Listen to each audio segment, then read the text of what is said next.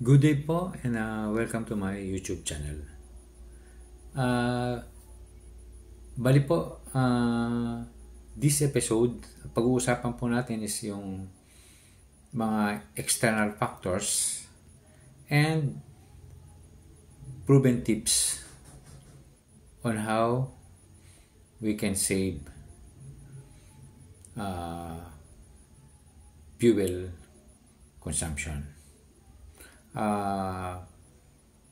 Malaking tulong po ito para sa atin.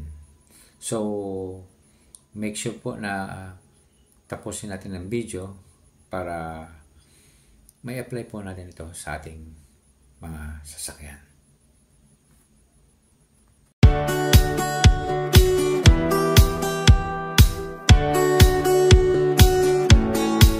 So, bali po, ang pag-uusapan natin today is yung regarding sa mga external factors na makakatulong sa atin para makatipid tayo sa fuel consumption.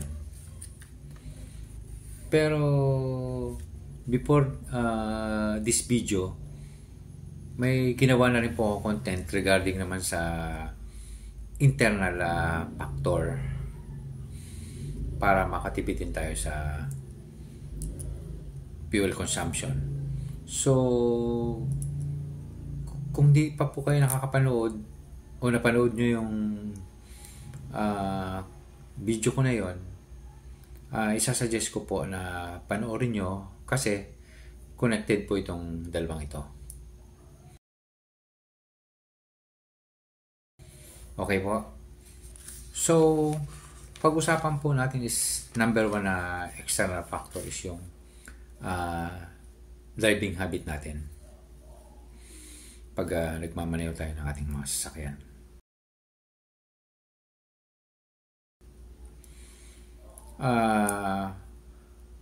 I-avoid po natin yung mga sudden acceleration,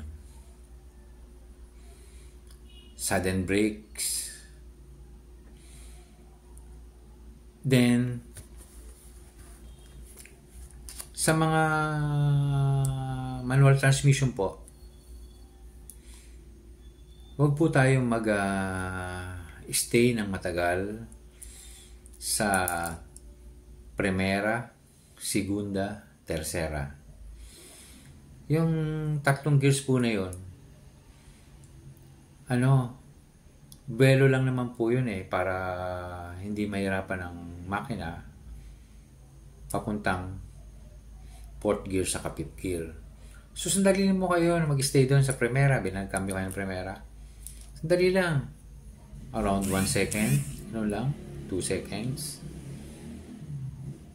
Yun po, malaki kasing malakas po tayo sa consumption ng gas. Pag mag-i-stay tayo dun sa tatlong yun ng matagal. So, pero lang po kung uphill climb tayo, yun, magagamit natin kahit medyo matagal kasi belo yun. Pero kung normal driving lang po, huwag po tayo mag-stay. Then, kung nakarating tayo sa 4th gear o 5th gear, kung city driving lang po, okay na po yung 1.5 na RPM para mas makakatipid tayo sa fuel consumption yan. Then pag nasa highway naman po tayo, pwede na yun yung 2,000 RPM. Kasi yung pag 2,000 RPM, tumatakbo ka na ng mga 80 kilometers per hour. And sa 80 kilometers per hour po, ma-achieve mo na yung tamang air and fuel mixture, which is 14.7 kg of air to 1 kg of fuel. So yun, matipid na po yan. Hindi na, kasi kung patataasin nyo pa yung yung speed nyo, around 100, 120, medyo talagang tataas mo ang fuel consumption nyo. Then, kung ang minamaneho nyo pala is yung automatic transmission, dapat alam nyo na ang paggamit ng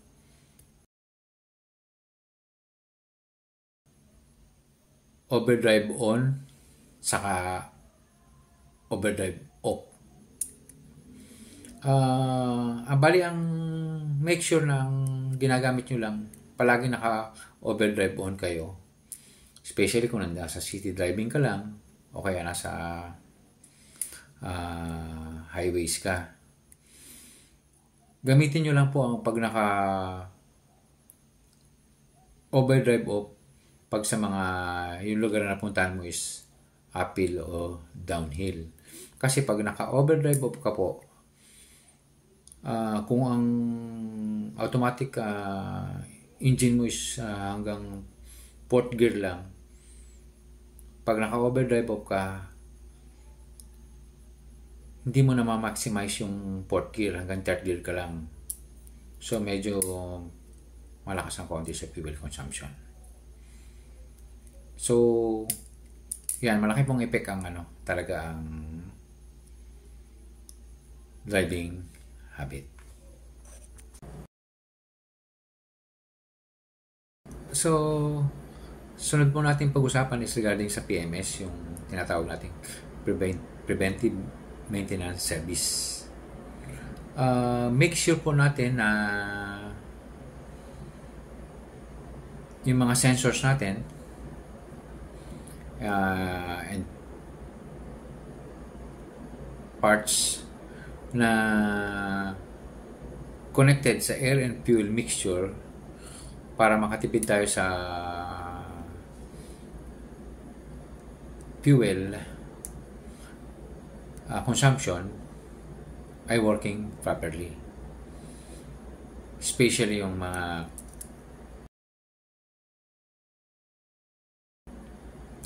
oxygen sensor,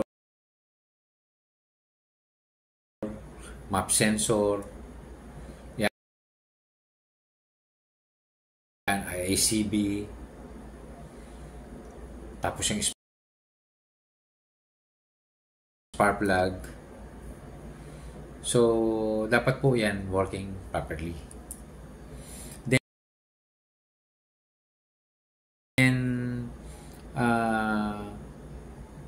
dapat nakakapag-change din po tayo sa tamang panahon. For example, kung regular tayo, every 6 months. Kasi para mas smooth yung takbo ng ating engine pag palagi tayo nakakapag-change oil. Then, nakaka-apekto rin po sa fuel consumption ang air conditioning system natin. Make sure po na sa tamang setting ng temperature yung ating air conditioning unit. Kasi po, example dapat hindi po siya nakasagad. Huwag mo po siyang ilagay sa sagad na temperature. Lagay nyo lang po sa 3/4 o kaya sa 1/2 or between 1/2 and 3/4. Kasi po, pag yan ay nakasagad, ang temperature nyo, ang compressor po, magtatrabaho yan ng medyo matagal bago niya ma-reach yung temperature na gusto nyo. Yun. Nakaka-apekto po yun. Kasi, once na compressor, nag-work yan diretso, mag-work siyempre ang ang engine mo, napepersa siya, added kasi siya yan, load sa engine, Yun, sige, added ano rin po siya sa fuel consumption. Kung nasa tamang temp po yan, mas mabilis siyang yung na-achieve ka agad yung tamang lamig.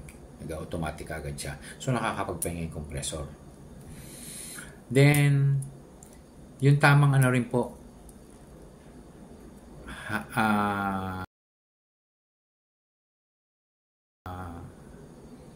tire pressure. Nakaka-apekto din po yan sa ating fuel consumption. Kung original po ang gulong na ginagamit mo, yung tinatawag natin stock na gulong, meron po kasing yan sa driver side. Andun, makikita nyo po yung tamang pressure. Nakalagay yan sa gilid sa may pintuan, yung tamang pressure na dapat nyo ilagay sa gulong nyo. Pero kung wala naman po, example, wala na yun dun. At second hand nyo na binili sa sakyan, mag-base na lang po kayo dun sa nakalagay sa gulong, kung anong tamang pressure ang dapat yung ilagay. Siyempre, kung malambot yung gulong mo, mas siya, di ba? Mas mahirap mas mabigat para sa sasakyan yun. Kung malambot yung gulong mo. Added yun sa engine ng sasakyan.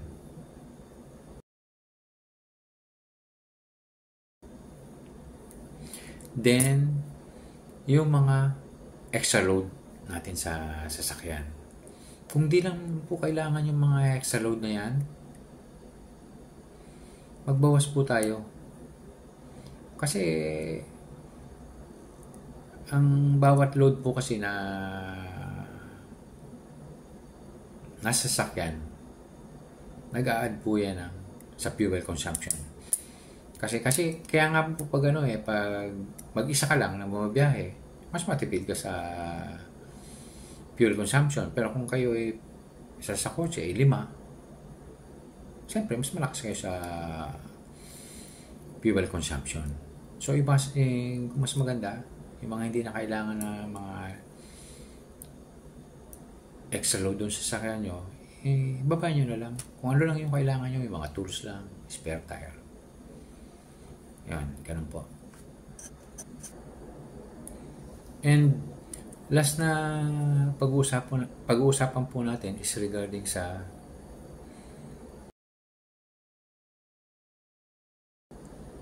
kung anong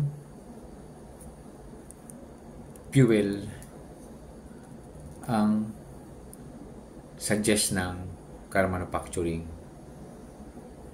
company sa atin. Nakalagay naman po yan sa manual. For example, kung special ba yan o premium. Kasi, yun ang suggest ng car manufacturing company kasi yun ang applicable para mas magandang tumakbo yung ating sasakyan na fuel efficient siya. Then, suggest ko rin po sa inyo na kung magpapakarga tayo ng gasolina sa mga gas station, ang pinakamaganda pong oras na magpakarga tayo ng gas is sa gabi o kaya sa umaga.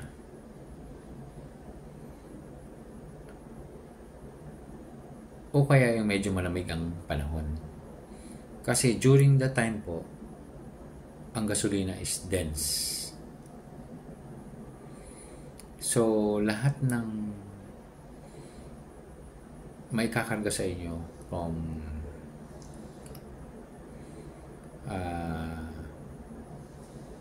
fuel pump papuntang natin sa fuel tank, pasok lahat po yung gasolina niya, walang tapon. Kasi nga dense yung gasolina. Malamig kasi ang panahon. Kasi pag ano po yan, pag papagasolina tayo, yung especially ngayong summer, ano, yung mainit ang panahon, nagpagasolina tayo ng mga tanghaling tapat, ganon. May tendency mag-evaporate ang ano, ang gasolina. From liquid to gas. Kasi nga po, dahil sa mainit na temperature. So, may counting, ano po yun, may counting effect po sa pagbawas kasi mag-evaporate eh. Then, isa pa po, kung wala kayong covered parking at nakapark lang kayo sa open parking, lalo na po ngayong this summer, hanap nyo po ng pwesto na medyo malilom, yung hindi masyadong tinatamaan talaga ng araw. Kasi po, pag nasa open parking yan, tapos ngayong summer, kahit po yan ay sabihin natin nasa gas tank na yung natin, yung gasolina natin, mag-evaporate po yan. Totoo po yan, based sa packs. So, yun, malaking tulong din po yun. So, I hope na may natutunan na naman po kayo o naibahagi ako sa inyo na para maging makatipid tayo sa fuel consumption. Hanggang dito na lang po, and salamat po.